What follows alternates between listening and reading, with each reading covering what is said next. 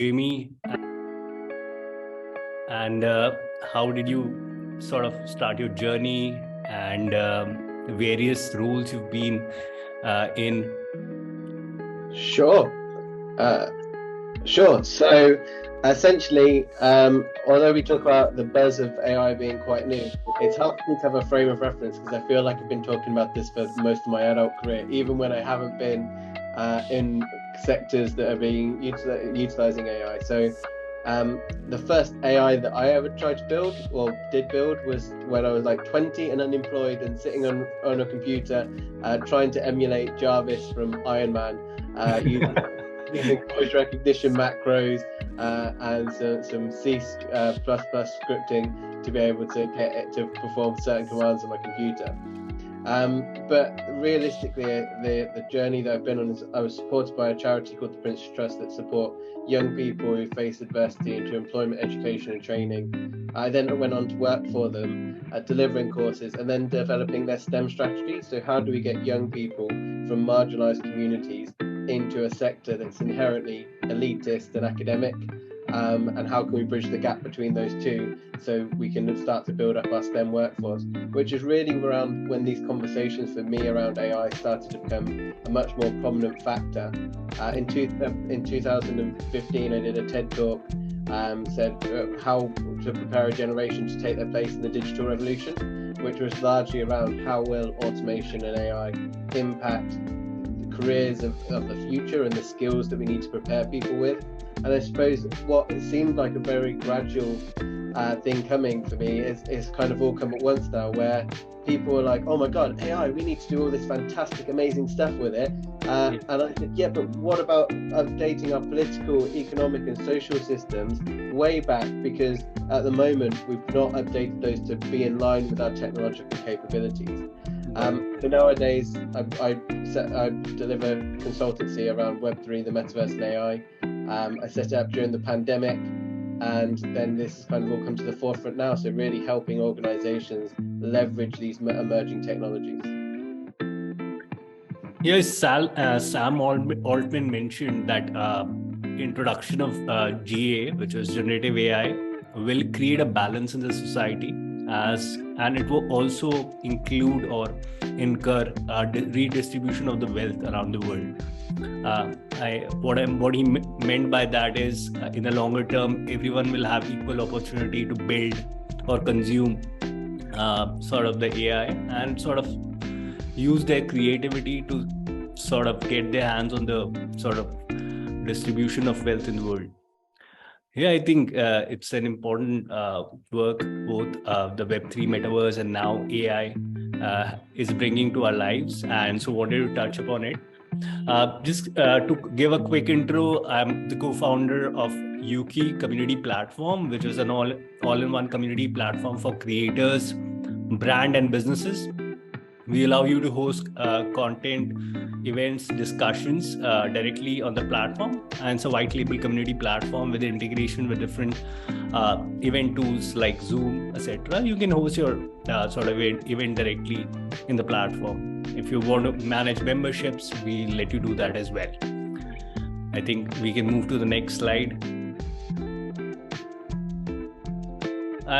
We started off the discussion. The reason why the topic we chose was there's a lot of buzz and conversations around AI.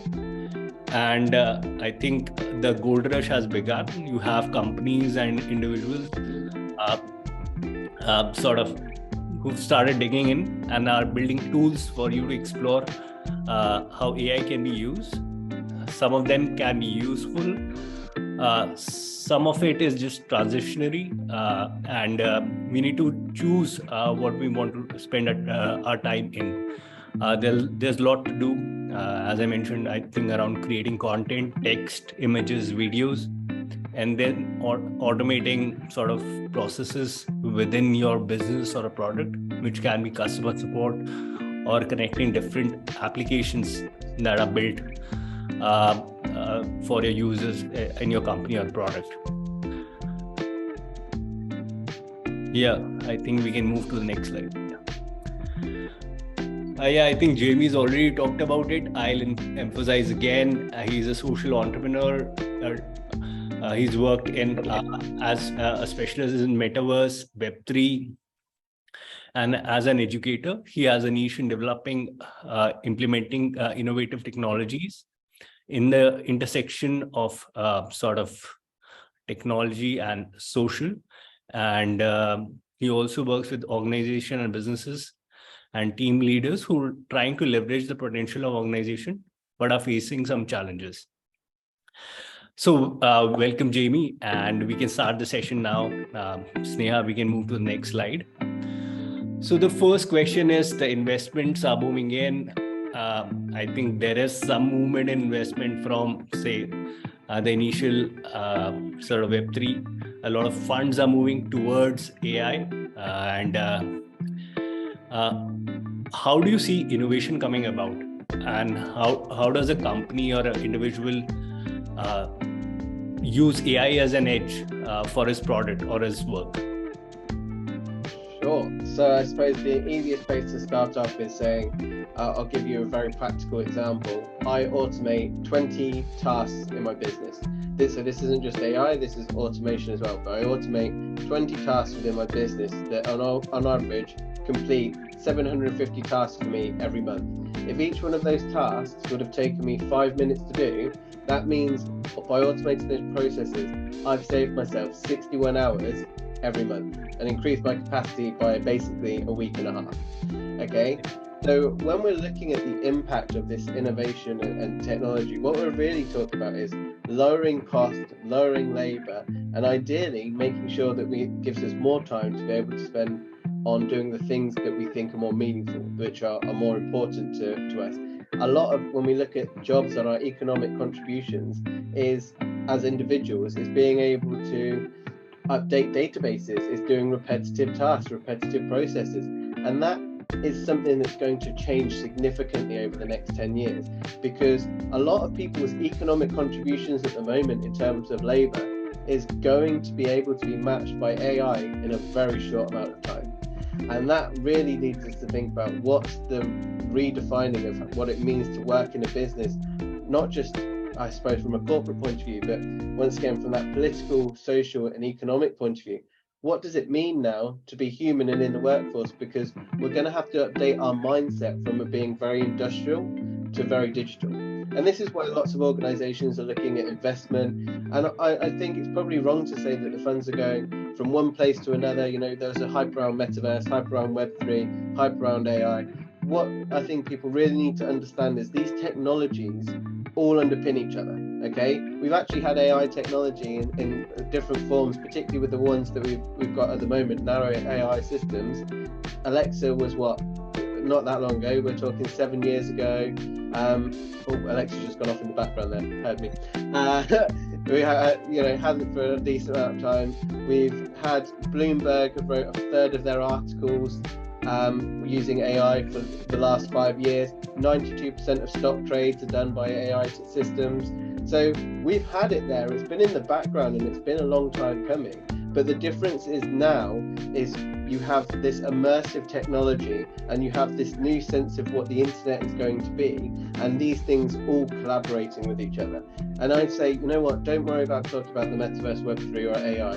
What you really need to think about is the future of the internet and e-commerce. And that's what we're really discussing when we're looking at this innovation. Got it. I think you mentioned an important point. If we can save time, it leaves space for us to sort of be more creative in the work we do and even in our lives. And secondly, think of technology as a tool to enable commerce online. At the end, that's what it is. So all the tools are there for you to communicate and are able to sort of increase the reach and the transaction you can have among each other. I think that's an absolutely wonderful point to simplify it. I think we can move to the next slide.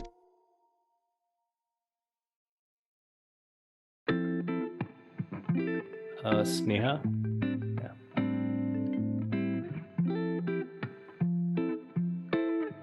Yeah, so I think there's a lot of hype around as we mentioned, around AI and the GA part, and how do you use sort of, is it it's in the early days, but still, have we reached a point where people are trying to fit a solution to a problem and not going the other way around?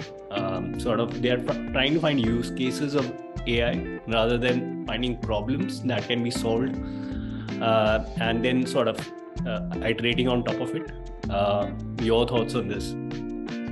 Yeah, I mean, this is where I probably start off with clients, and most times people, when they're reaching out to me, they are going, we want to do something with AI. I'm like, great, what do you want to do with AI? And go, what on earth is AI? How does it work? Same thing goes for the metaverse, you know, what we want to do something in the metaverse. Okay, well, what kind of thing do you want to do in the metaverse? What is the metaverse? And it's this whole kind of thing about people getting involved with the hype rather than necessarily thinking about how it solves particular challenges.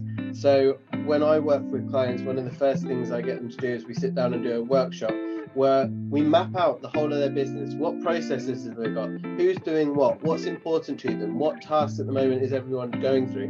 What jobs do they have there? And then we go, you know what? We can enhance this process with this piece of technology. Or you've got a CRM system at the moment and you're having to update it.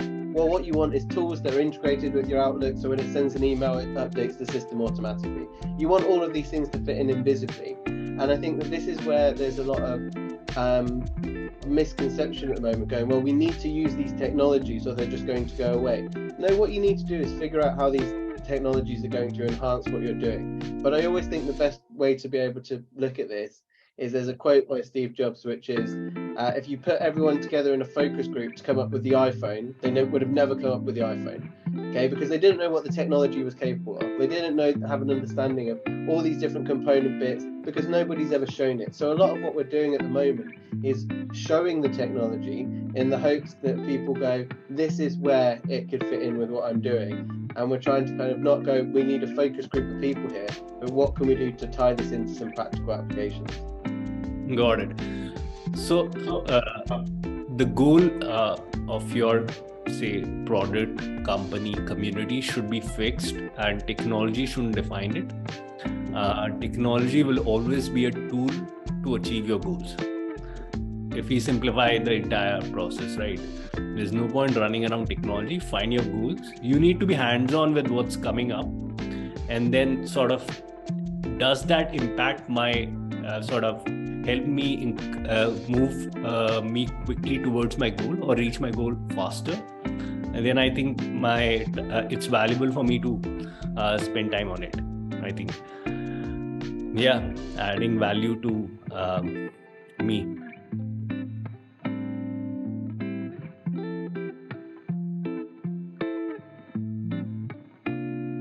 I think this is a add-on of to what we were discussing earlier. Sorry. No, I think it's a really good one, and AI isn't necessarily the core of your business offering, but it is the way to be able to help your business offer as much as possible. You know, to spend as much value doing the things that are meaningful, rather than the things that are largely pattern-based and largely repetitive. So it's there to underpin your business, not to become your business necessarily. Got it. Yeah, so for most businesses, except the one who are building these models, I think it should enhance your business offering around the core of your product. Yeah, so we can move to the next one.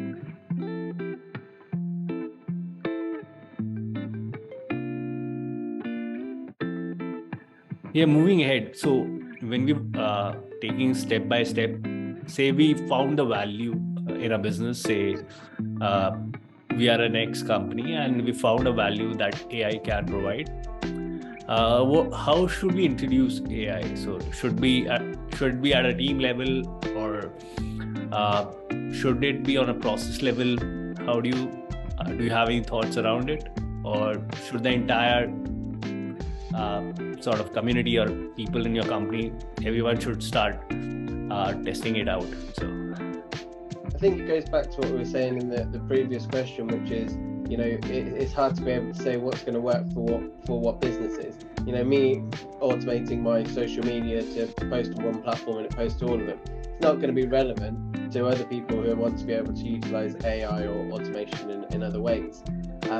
So once again, the best way to be able to start off from my perspective is to draw upon that map of what we're currently doing and then look at where AI enhances it. And I think you could do that on any level of the organization, because there's AIs there to be able to support with general day-to-day tools, whether it's a case of I like using AIs to design my slides because they take less time to be able to do it, so I can put in the content, utilize an AI, and it generates a presentation, and that helps me generate more value when I'm coming to creating these lessons all of the time and stuff like that. Or but that could be on a very individual basis. On a team basis, you go, hey, at the moment we've got a customer service team and we want to be able to design AI into our chatbots. I know that you've got one that's recently been released that is or coming up that could be an amazing time saver of chatbots that can look at your website, use GPT to generate the answers and to come up with the answer for you. That's a huge time saver. If you think about all those customer inquiries that can be saved by doing that, that's a real opportunity there. So the scale of it can be everything from individual to some basic tasks, all the way up to this is going to underpin our organization and we're going to change the way that people work within it. Got it. I think content and customer support are the two low-hanging fruit. I think most of the organization need help creating content. Either they have a in-house team or they work with freelancers to creating a lot of content. This can be images, videos, PPTs to sort of even audio podcast content. And customer support, depending on the processes you have as a company, I think it requires a lot of manpower to handle customer support, even if you're a SaaS or a commerce platform online. I think ChatGPT should be able to at least reduce the effort by at least 50% on both content and customer support, by being the first level of interaction for a customers. So if anyone has a question, just drop in the chat, or at the end we'll keep some time for you to ask a question directly online or through the chat window. So coming up to the next slide, how does AI impact important customer metrics? So I think we've been talking a lot about AI, but we should measure the impact it has on your customers, who should be the center of all your decisions in any case. So how do you measure that is involving AI, say in content or customer support, beneficial for your end customers? Sure. I mean, I think that the most basic starting point is that as human beings, we are available for a certain amount of time. We don't work all hours of the day, and we're expensive to be able to do it. So if you're looking at the cost of like the new ChatGPT API and incorporating that within your own systems and processes, we're talking about it being 0.001% for every message that's being able to be sent, which is actually 10 times cheaper than it was previously, which was basically 1 cent per inquiry. And that's essentially to have a narrow AI system that is able to respond to customer queries, thoughts, support, all of that kind of stuff, and available when they want. And from a customer's perspective, we work within a very globalized world. We deal with very international businesses. And if we've got a problem, we don't always want to wait till that person gets up the next morning and we've gone to bed, particularly if we're talking across the world, to be able to hear back from someone about what's gone on. We expect that immediateness within our current world and our society that we live in. And we are not only going to be able to facilitate that with an AI workforce that is underpinning the work that you do. So there's that aspect. There's also a huge knowledge base. We can train AIs on huge data sets, be it for our business, be it for a wide range of businesses, be it for a whole source of the internet, to be able to generate answers for us. And that's just something that we can't compete with as human beings. A lot of us have speciality, and we do our best to be able to be very knowledgeable and experts within our certain fields, but we still can't consume the most up-to-date information all of the time and regurgitate it in a coherent, up-to-date manner And that's where AI has a huge impact for being able to interact with customers, and not just customers from a point of view of like your business, but from a medical perspective, but from a finance perspective, from a legal perspective. Huge opportunities. Got it. Yeah, absolutely. I think customer support will surely ChatGPT is multilingual, so it can support or receive queries and answer queries in multi languages. It's difficult for one human to know, say, multiple languages. And we tried this. We launched free tools around customer support. First on Discord, which is a bot which can train on your knowledge base and answer queries on Discord. Then we launched for a website which is called HeyBot. You can train it on your knowledge base, or convert your website into a chatbot for customer support. Add your knowledge base, embed it on your site, ask questions. And now I think today we launched a better version of GPT using the GPT API, which is faster, has better response time and better uptime with prompt support, called MyGPT. So we're trying out free tools for our user base, and for us to understand how people are using all these tools. So you can add your own key and get started. So it's a free tool. I think at some point Sneha can share the link also. Yeah, going to the next slide.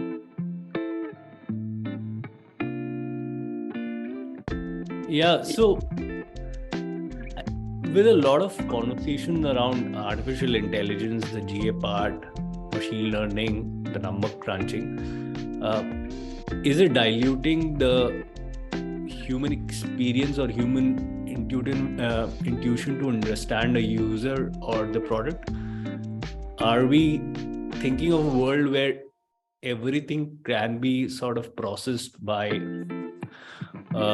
an AI bot, and our sort of relationship as a brand or a community with our customers or being part of community might get too diluted? So in a way, so what are your thoughts on this? Yeah, cool. Yeah, let's grab your tinfoil hats, because we're going on a ride. So when we're looking at AI and its implementation at the moment, I think it's really important to just give some context about where AI is in the journey and where we can see it going to at the moment. So at the moment, most of our AI systems are what we call artificial narrow intelligence, which basically means that they're designed to perform very specific tasks, solve problems in a very limited domain. And this is where, once again, we've had AI for a long time. It's been involved in spam filters, image recognition, virtual personal assistants, chess playing, all of this kind of stuff. And that's just our first level of AI. And we don't really have any products that have superseded that at this point in time. And that's where, they can be really useful. They're going to solve tasks. It's almost like going, are we taking away the human experience of maths because somebody uses a calculator? Well, no, we're not. It enables us to be able to just do the task and get to the outcome quicker. But as we move forward, we have kind of that more advanced aspect of AI, which we're beginning to go towards, which is when we're really thinking about artificial general intelligence, which is how it refers to, systems and processes that are able to learn and be more human in their approach, being able to do it. And also artificial superintelligences. So when we reach the point of singularity, the point of where AI intelligence could be equal to that of a human being, beyond that point gives us the opportunity to have artificial systems that could potentially solve some of the biggest challenges in the world. It could be down to climate change, it could be down to space travel, things that as a human being we could not comprehend within our intelligence within our lifetime. And with the amount of expertise and stuff we need for the training to be able to get there to answer those questions. So my tinfoil hat moment is, as I said before, I think AI in a very short space of time is going to be able to match the economic contributions of the majority of people who work within, administration, customer support. And at that point, we have to think about how do we restructure our economies to accommodate for that, because people aren't going to pay you to do nothing. So you have to have economic models that facilitate that scope in the workforce. And also moving forward from that, looking at going, what does it actually mean to be human? Okay, and this is where I'm filled with confidence as well. And some people get very hung up on it, and I think it's really important to think about. If you ask most people what they would do if money wasn't a factor in their life, most people talk about social good projects, community projects, and self-betterment. And I think that shows something about what it means to be human. So we might have to think about evaluating how much we think that that's important in the future, in our very near future, because that's going to be our reality. Got it. Yeah, I think these are early days. I think this is just day one of the large language models that have come up. We are seeing a lot of development in the AI space in medicine and in genomic, in mapping of genes, etc. And so I think you should be able to take a lot of advanced steps in solving issues and diseases as well.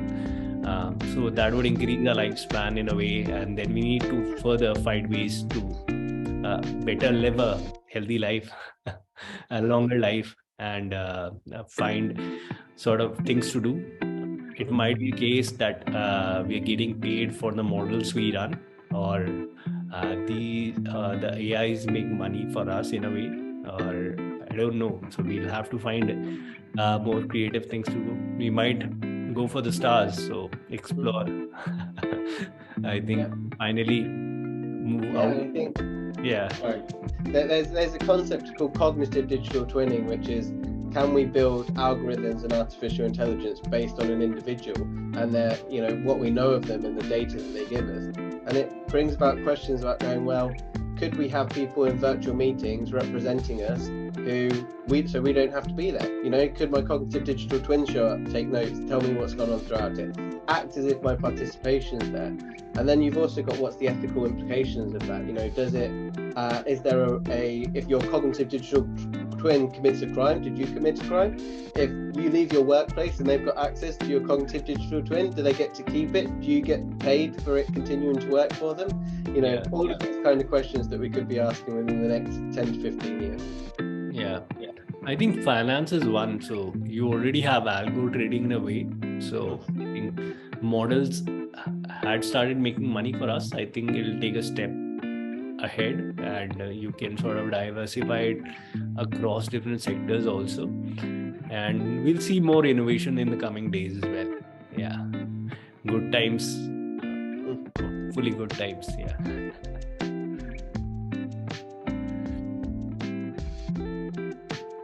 Yeah, so how do we know that we are going the right direction? So it's happening so fast, and we don't know how where these models are leading towards.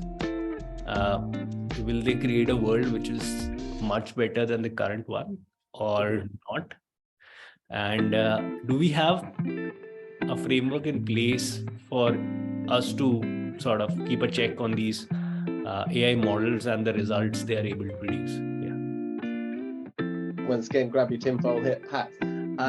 So I would go, let's think about the unintended consequences of technology and how fast that's happened and what we do to regulate technology. So I use this example frequently, which is when we incepted social media as a way to share photographs, become writers as well as readers of the internet, we never had the inclination that it would erode the ability of our democracies to function. Okay?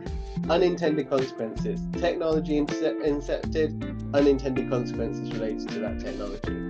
And the problem is we don't regulate technology in a similar way that if it was, for example, medicine, and we had, we were testing a vaccine, that goes through rigorous testing, there's subjects, we see the effects of people, we start to monitor all of these things. We don't do that with technology. We just throw it out there and go, let's see what happens next. And there's a great quote by Edward O. Wilson, which is that we have Paleolithic emotions, medieval institutions, godlike technology. And we haven't always gained the wisdom that we require to wield godlike technology. So are we heading in the right direction? It's really hard to be able to say, but we don't really think about our ethical implications of these things to the extent that we need to. And that's because these conversations don't need to just be between techie people. They can't just be between techie people. It has to involve a diverse range of lived experiences and subsets within humanity to be able to take different perspectives and apply their ethical insights to these technologies. And yeah, we're not really at a stage that we've monitored that in a meaningful way, but one hopes that we need to start these conversations, and I'm hoping with the hype and the buzz, the conversations that I've been having for the last 10 years aren't just going to be between a small subsect of people, but now are going to incorporate a much wider field of people. Got it. And the ownership of the models that currently drive innovation are also limited to certain countries. So the conversation and the direction is also limited in a way. So we need some cohesive effort to drive innovation and sort of people outside the tech community to get access to it and have their say on this. Yeah, I think there's I think another hours of discussion we can have on this, and I think we can move to the next slide. Yeah, I think that was the last one, and we can open it up for questions. If anyone has a question for Jamie, you can mention it in the chat window, and yeah, we can take it up from there. I think Jamie's already shared his Linktree profile, and you can connect with him on the various channels he's active on. Yeah, I've got a link in there for Linktree to see some of the stuff that we're doing. There's also a small community of people that we have called Distributed Republic. So if you're looking to learn more on AI, the metaverse, Web3, feel free to join. You know, there's an access of people that have similar interests. We've got report summaries there, we've got content, we've got tutorials. So all a really good place if you're looking to get started and to find some like-minded people. And then, yeah, if there's anything from a technology point of view that you're thinking, hey, within my business at the moment, we could utilize this in a meaningful way, then I'm always happy to have those conversations and point people in the right direction or provide direct support.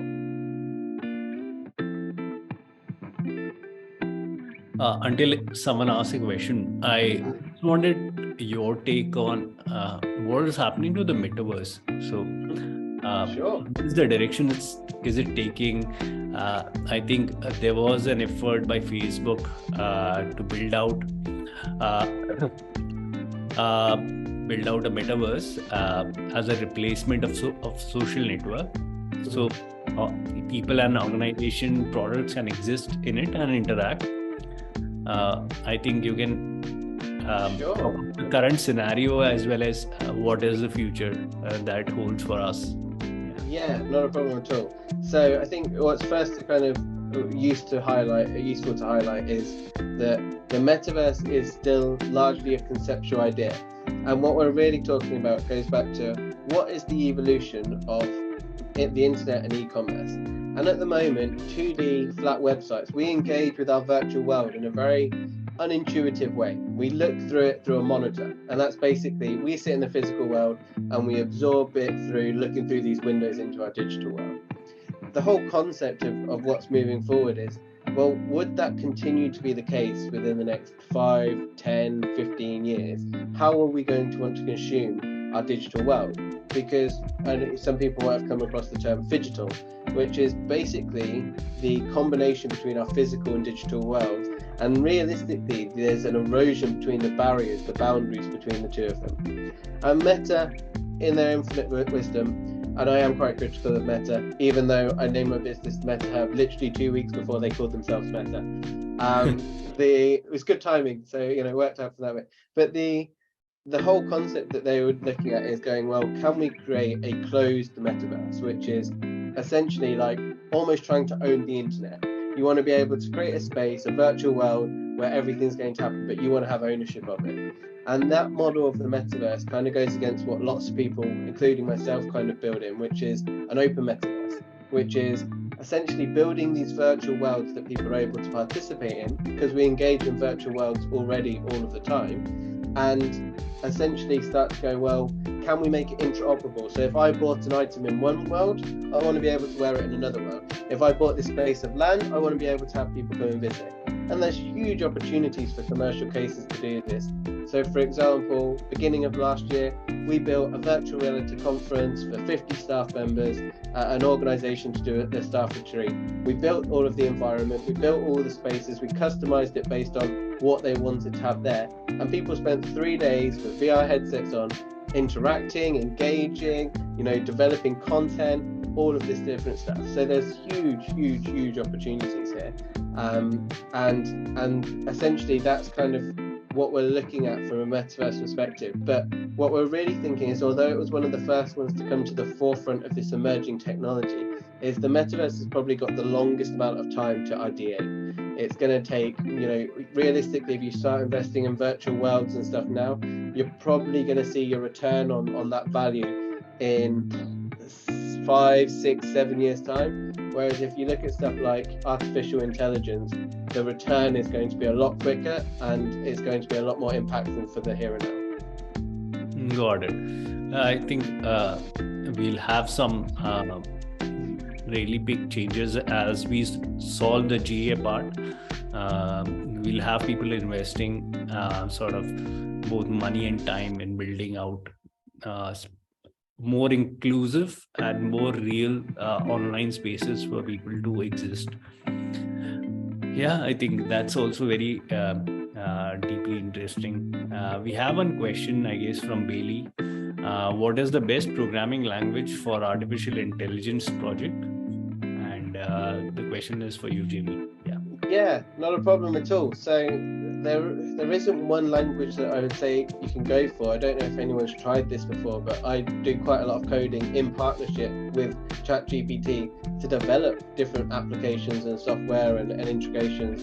And a lot of these things are in some ways interoperable. I can use the API for ChatGPT and incorporate it into my chatbot in Facebook. I can use it in lots of different ways. And even from the point of view of what we're expecting from artificial intelligence is, within the last couple of years, artificial intelligence has been able to compete in competitive coding. So essentially being able to work against coders to develop specific codings to do certain functions. And it's been winning competitive coding tournaments. The whole point of artificial intelligence really is we're going to be able to stream it almost like we stream Netflix today, okay? We're going to have the ability to stream intelligence.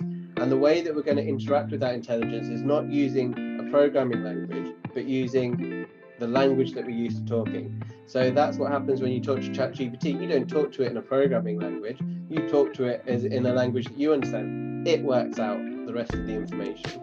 And that will happen for a lot of the projects that we're talking about. It won't be a case of, I need to learn this particular coding. It'll be a case of prompt engineering is probably one of the best things to be able to say, how can you talk to a computer in a way that it's going to understand, rather than how am I going to code in a way that a computer understands? Got it. I think it depends on the kind of platform you're building on. Most of the large language models are API based, so you can sort of build it using any of the modern languages. And I think Bailey has another question. What is a good AI program for content writing? What do you suggest getting started? So once again, it depends what you're planning on utilizing your content for, and I would say it's not necessarily the platform that you need to think about, it's how you want to be able to do it. And what I mean by that is so you can use something like Copy AI, good for being able to write pieces of content.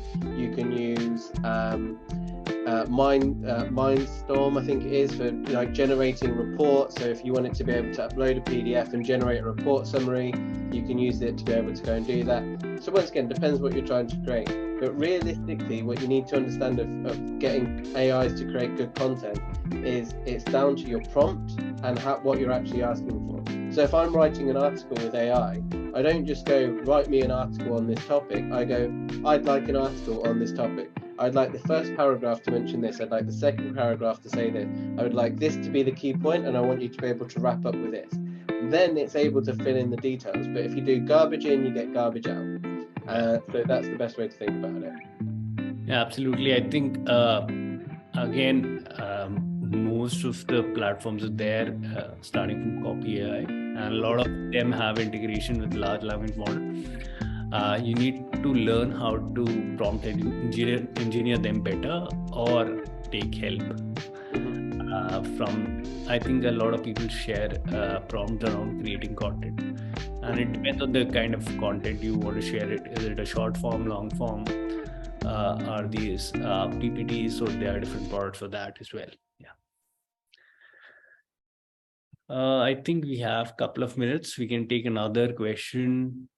If you have anything, just drop it in the chat window. I think a video is one thing that is I think still missing in the language model. I think GPT-4 is coming in the next couple of weeks. So that might get solved, where you can convert text into videos in an effective way. There are companies that are doing it, but I think it's not up to mark as for me. I think you have some versions of it, and there are tools from, I think, Facebook or something, Meta or something, sometime back. But any insight on this space, videos and AI? Yeah, it's coming very quickly, and they're getting better and better all the time, and it's hard to keep up with the ones that are being listed around it. You can now write an advert and go, I want you to be able to create a video around this, and there's AIs that can do that for very cheap. So it is moving in that direction. I think that even when you think back to the implementation of DALL-E 2 and how that was initially, is you go, hey, this is a really cool tool and it can do some great things, but it has these problems. But even in a short space of time, being able to generate faces better, being able to create content that's closer to these prompts has improved significantly within a very short space of time. And the same thing's going to happen with videos. We can put into Stable Fusion at the moment people's brainwaves when they saw an image, and it can generate a very similar looking image based on what that is. We're not even talking prompt engineering now. We're just talking about the limits of your imagination. If you can imagine it, it can bring it to life. So I think video is on its way, and I wouldn't be surprised if in the next 6 months we're really talking about this well, we can see the outputs from it, rather than it being a few fringe programs, but much more popularly available. Got it. I think video is something I'm looking forward to. Yeah, I think there's one question from Wilder, and what motivates many in the AI community to work on the AI technology? I think, any take on this? Yeah, I mean, it comes down to expanding our capacity, right, and our capabilities. As a small business owner, if I can automate a lot of my tasks, if I can use AI to help with the content writing, if I can use chatbots to respond to customers, that's all things that are really important and valuable to my business, but also takes me away from doing what I really enjoy, which is interacting with people, going out there, delivering workshops, having those conversations, mapping out processes with people. So I think that's what motivates a lot of people that work in AI, is to go, can we solve some of the challenges that take people away from doing things that are more meaningful to them? Yeah, absolutely. And I think it makes our lives better, and provides us with enough time to spend on what is more valuable in our lives, and automate our tasks, as you mentioned earlier. And we've come to an end of our session, and any closing thoughts, and then we can wrap up. Sure. Just, it's a very interesting time. I encourage everyone to get started, and the best place to do that is to start by playing with these tools, learning them, seeing how they work. there's a bit of a joke going that your job's not going to be taken by AI, but it probably will be taken by someone who knows AI. And that's where you can start to get ahead of what's going on, is to learn it. I also recommend, reading some insightful books from things like Homo Deus by Yuval Noah Harari, which is a great look at the future of vision, and also fiction works. If you look at the Diamond Age by Neil Stephenson, who is the person who coined the term metaverse, it really starts to explore about what a world with complex AI would look like. And it's through some of that fiction work that we get a bit of an envisioning of our future, because the reality of where we're heading to, you can already pinpoint parts of that would have been considered absolutely out there even 6 months ago. Got it. Yeah, absolutely. I think some of the great suggestions there, and I think I myself will try, sort of get my hands on it and see. I think Noah Harari is, I think, one of my favorite sort of authors, and I'll revise some of his work and see if there's something new that's come up. Thanks, Jamie. Thanks for joining for the session. It was a pleasure to host you, and lots to learn from you with your experience across different fields, AI, community, the social work you've done, and even Web3. And would love to have you again soon. And anyone who wants to connect with Jamie, the links are there in the chat window, and we'll share that as well. I think we'll highlight that in the chat also. Thank you everyone for joining. Thanks, Jamie, for doing this. Thank you. Pleasure. Thanks for the invite. Thank you.